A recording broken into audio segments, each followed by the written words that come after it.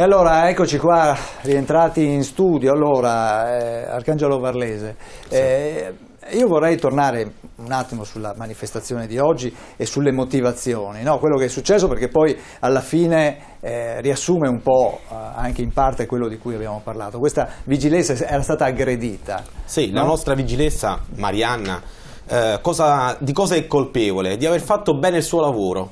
Ha portato avanti un provvedimento, l'ha consegnato al nigeriano.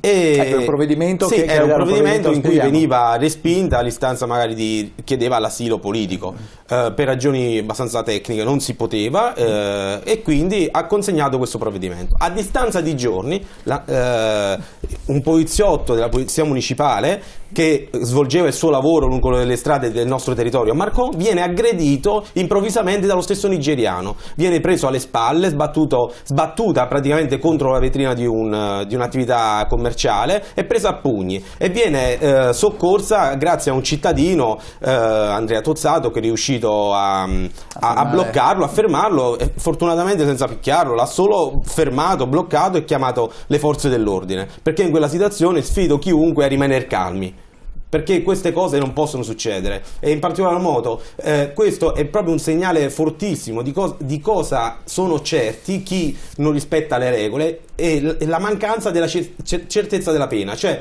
la sicurezza di non andare in galera. Ed è questo che chiediamo. Ringrazio in particolare... No, ecco, proseguiamo ancora un attimo nel racconto. Poi questa persona, sì, questo immigrato è stato arrestato. Sì, allora questo immigrato è stato arrestato immediatamente, processato, ha ottenuto 1 anno e 9 mesi. Quindi è stato condannato un anno e 9 mesi, ma questo anno e 9 mesi perché ha picchiato un appartenente alle forze dell'ordine. Se picchiava un normale cittadino la pena sarebbe stata anche minore, mi corregga, ecco.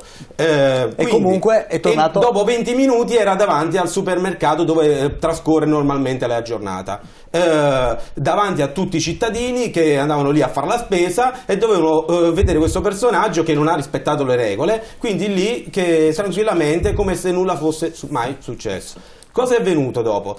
Siamo riusciti, attraverso l'operato delle forze dell'ordine, dei carabinieri, di tutte le parti che in questo momento si sono messe in gioco, per riuscire a questo punto a portare via il nigeriano, e siamo riusciti a portarlo a Bari. Da Bari poi siamo riusciti a trasferirlo nel suo paese. Però resta sempre una questione: qui giustizia non è stata fatta, cioè qui è mancata la pena. Cioè c'è un cittadino che riesce a non rispettare le regole di una comunità e non a pagare nessuna pena, anzi è stato trasportato tranquillamente con un aereo nel suo paese, anche e non dico i costi, non parliamo dei costi. Certo, perché comunque è andato, tra l'altro, comunque e quindi questo non invita le forze dell'ordine a svolgere il loro lavoro correttamente. E poi torniamo anche all'addestramento delle nostre forze dell'ordine. Qui dobbiamo investire di più in addestramento, in controllo, in capacità anche di intervenire. Ora ho visto anche un profilarsi di corse a riguardo. Diciamo che un po' si cavalca anche l'onda di questi fatti, ma le forze dell'ordine hanno necessità di corsi particolari, non è il semplice corso di difesa personale, hanno bisogno di un corso con personale specializzato, perché un'aggressione improvvisa per strada non è una semplice lotta su un ring, quindi è importante investire in modo particolare in questo settore. E anche un'altra cosa che voglio ringraziare in particolare l'onorevole Simonetta Rubinato, che ha raccolto le istanze della sindaca Silvia Conte, del sindaco Follini, il nostro sindaco, e anche la mia, e ha saputo ascoltare, perché parlando poi ha detto bisogna fare qualcosa di concreto, e ha fatto un'interrogazione parlamentare al governo per cambiare queste norme. Tanto non rispondono. Ognuno fa il suo e cerchiamo di farlo. Questo lo deve fare la politica e lo deve fare i cittadini. La sindaca di Quarto d'Artino, la Silvia Conte, sta facendo una petizione. Se andate su change.org c'è una petizione online, ha raggiunto già 1000 firme. Si possono anche compilare dei moduli venendo in comune. Quindi ognuno fa delle azioni concrete, e questo fa parte di una comunità. Certo. Fanelli, voleva intervenire? Sì, no, mi associo un attimino telegraficamente a quello che stava dicendo il Presidente del Consiglio di Marcon. Vede, non è questione solo di fare dei corsi. La battaglia che sta facendo il SAP e COISP, anzi io colgo anche l'occasione di esprimere tutta la solidarietà a Gianni Tonelli, che sta facendo per me un atto anche lui di grande eroismo e di grande altruismo, che spero che tutti i colleghi che ci guardino lo capiscono con il profondo del cuore. Ma non è la battaglia che stiamo facendo noi come organizzazione sindacale, non è solo quella di creare una maggiore professionalità, concorsi, specializzazioni, investimenti che siano intelligenti, proficui, ma quella che diceva prima lei era anche l'investimento di una modernizzazione. I tagli vanno esattamente all'incontrario.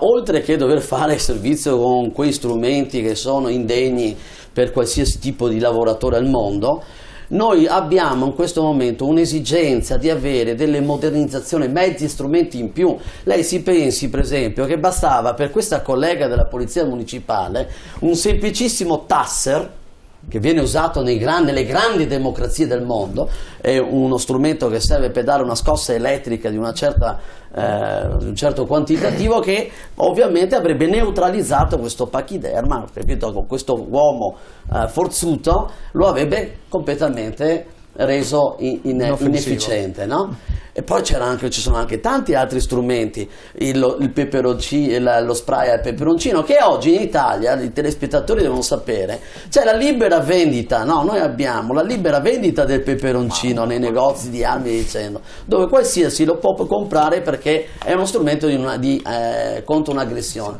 Noi poliziotti non lo possiamo usare, perché noi non possiamo portare a seguito nel nostro armamentario che ci viene dato in dotazione cose e strumenti che non ci vengono dati direttamente dall'amministrazione. Ci sono dei corsi, dei casi che stanno facendo delle sperimentazioni ma tardano a concludere, a finire, capito? Quindi è questa anche la lotta su cui dovrebbe anche la politica intervenire, essere solidale con queste organizzazioni sindacali come il SAP e il COISP, appunto per arrivare finalmente con i 200 milioni che io ho letto nei lavori, nelle proposte parlamentari del Movimento 5 Stelle, che io auspicavo, mi stavo facendo il segno anche noi auspicavo, perché sarebbe stato molto importante proprio in ragione a quel tipo di modernizzazione che noi stiamo cercando. Certo, invece c'è da dire che comunque invece per quanto riguarda il discorso della scarcerazione facile, del fatto che le persone non entrano più nemmeno in carcere, Frattallone, invece in Parlamento si sta lavorando a una legge antiladri, diciamo così, no? E dai, alla fine la politica sembra che abbia deciso di fare qualcosa, principalmente rappresenta, cioè si propone un inasprimento delle pene, anzi se vogliamo abbiamo preparato delle grafiche e così magari ci spiegano un po' di più. Eccola qua, la legge antiladri è ancora in discussione. Rischiamo di svuotare il Parlamento. Le pene più severe per i furti in appartamento, la pena vorrebbero portarla da 2 a 8 anni, oggi è da 1 a 6 anni. E poi invece anche per quanto riguarda la prescrizione, perché anche questo è un aspetto molto, molto importante, dopo lo vedremo, anche se vediamo la grafica anche quella successiva, quindi insomma in questa la prescrizione, la modifica dei tempi, la sospensione di 2 anni dopo la condanna in primo grado e di 1 anno dopo l'appello. Questo perché molto spesso appunto il reato va in prescrizione e il processo non finisce. Frattallone, è una soluzione l'inasprimento della pena? Stiamo parlando dei reati predatori in questo caso, chiaramente, no dell'omicidio piuttosto che... Allora aggiungo solo rispetto alle cose dette prima che anche altri sindacati, questo per onore del vero delle forze dell'ordine, in questo caso mi riferisco al SULP, hanno lamentato che a Pian del Voglio la stradale sono senza divise, si devono comprare i pantaloni, quelli a doppia banda, 100 euro al paio con i loro soldi, con le loro tasche, ai nuovi agenti non sono neanche state date le camicie, qualcosa del genere. Quindi la situazione è, come dire, a macchia d'olio si diffonde la consapevolezza di questo problema.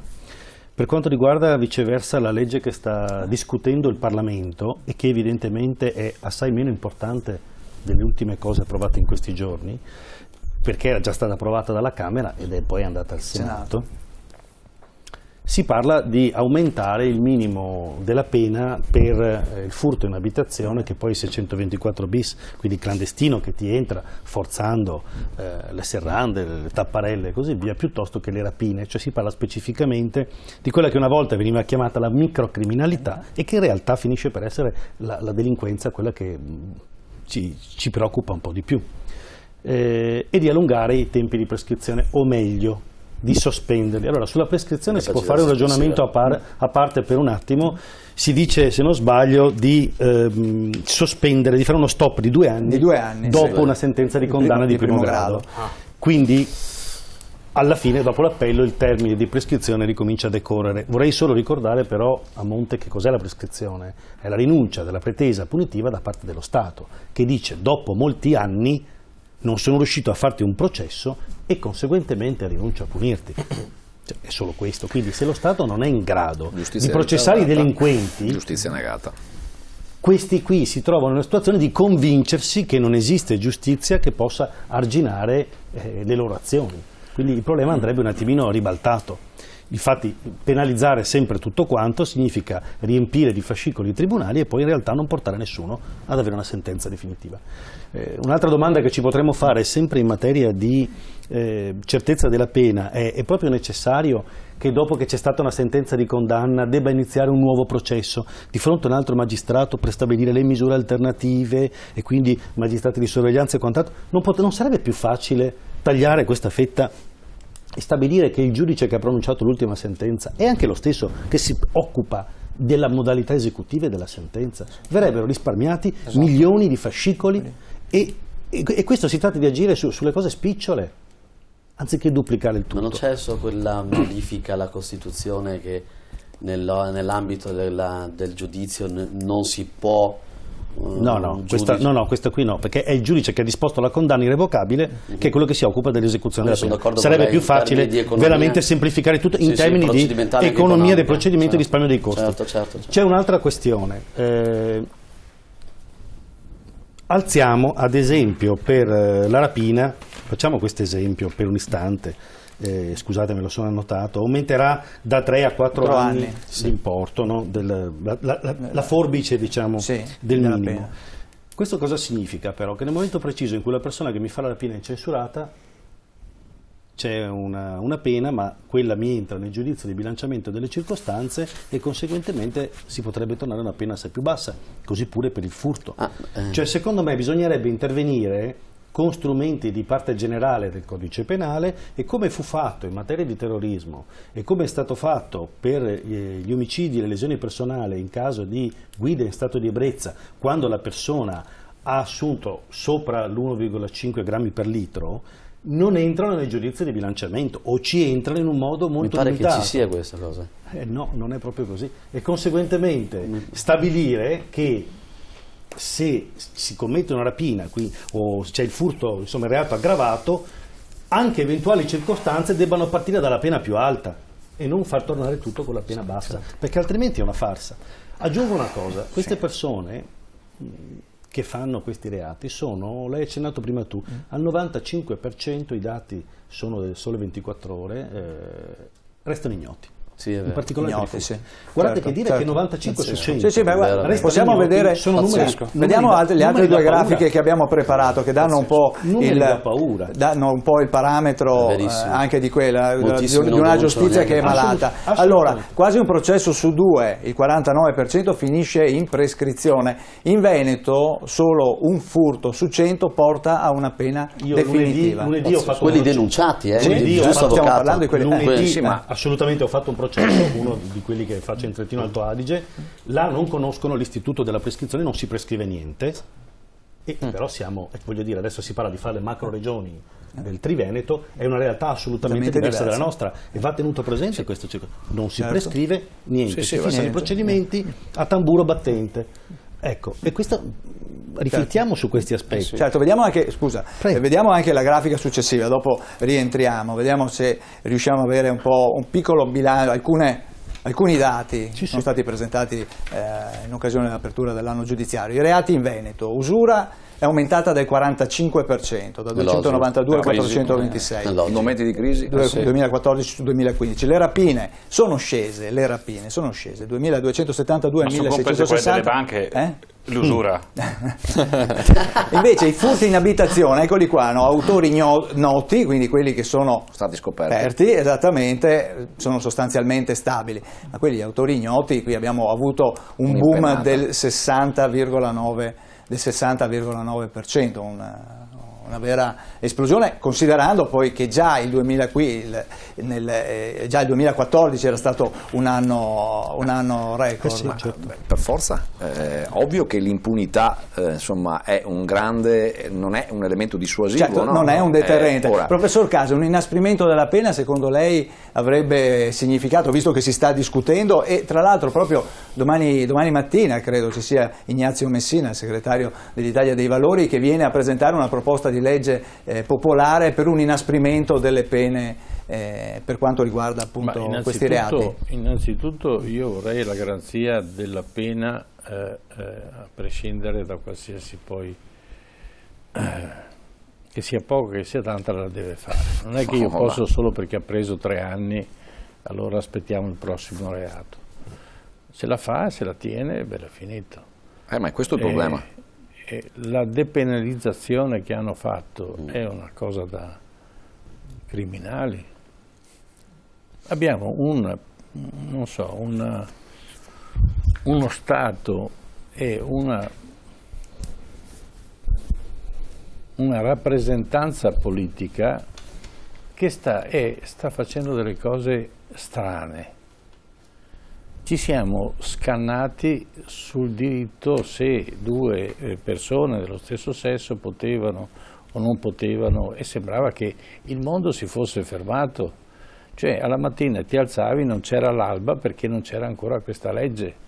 Adesso hanno fatto la legge, è rimasto tutto come prima, perché se 2 persone vogliono stare assieme, stanno assieme, e si poteva fare una legge molto più sintetica, che quella è una legge mostruosa come è stata costruita, con tutti i dettagli, e quando una legge entra nel dettaglio è l'unica maniera per non poter gestirla poi in maniera sufficiente e in caso di contenzioso. Ma poi ci hanno messo, come tutte le leggi italiane, hanno fatto una matriosca, ci ha messo dentro di tutto. E invece bisogna imparare dagli stati, dal diritto anglosassone, no? Che addirittura non si fanno neanche la legge, è l'uso di determinate cose, i principi su cui si informano, che creano col buon senso e con la capacità del contraddittorio di creare un sistema che funzioni. Allora, questa legge poteva essere fatta in 3 pagine, mettere i principi cardine che dovevano funzionare.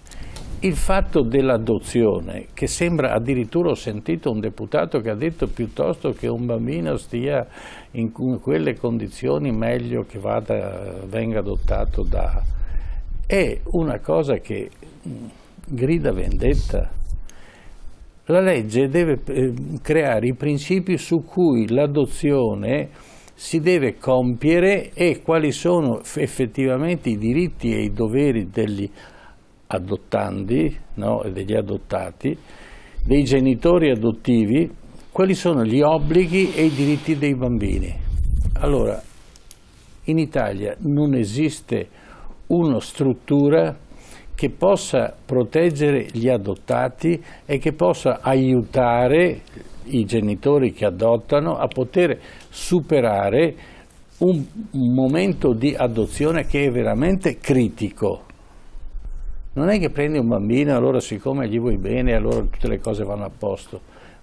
Prendi anche se questo bambino è di età inferiore a 1 anno, comunque conserva dentro di sé dei traumi che sono mostruosi.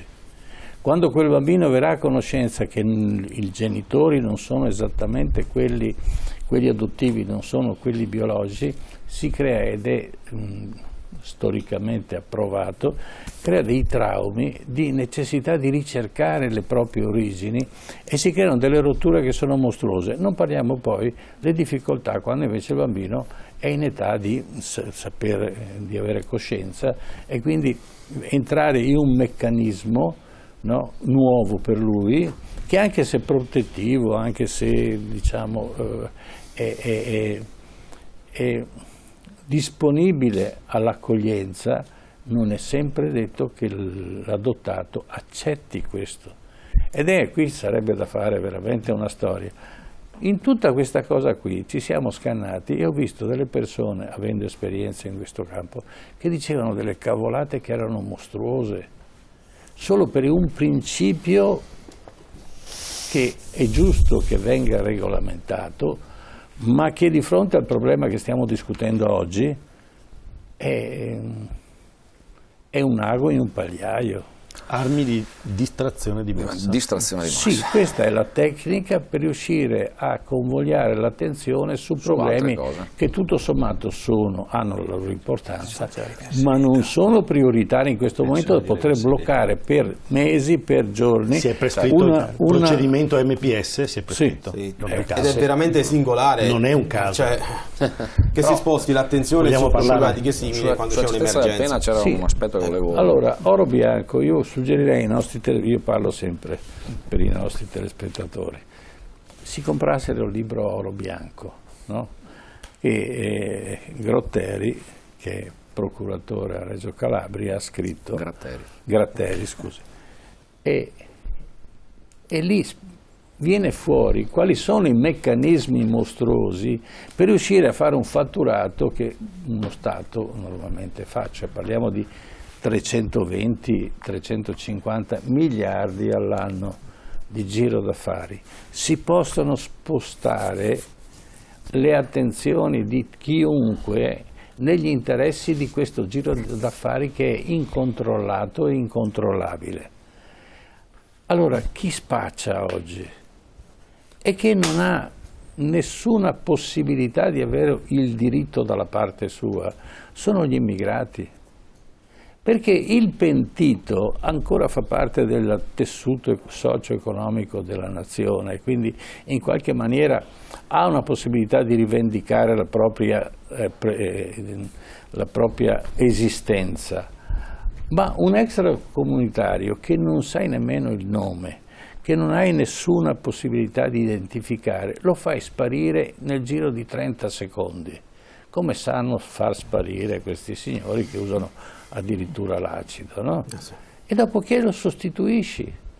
Il migliore rappresentante dello spaccio di mafia è chi immigrato non ha altra possibilità di sopravvivenza ed è disponibile a fare qualsiasi cosa, perché scusate, uno che ha preso una barca e ha attraversato l'Adriatico, avendo il 90% di possibilità o il 50% di morire annegato, viene in Italia e fa il santo.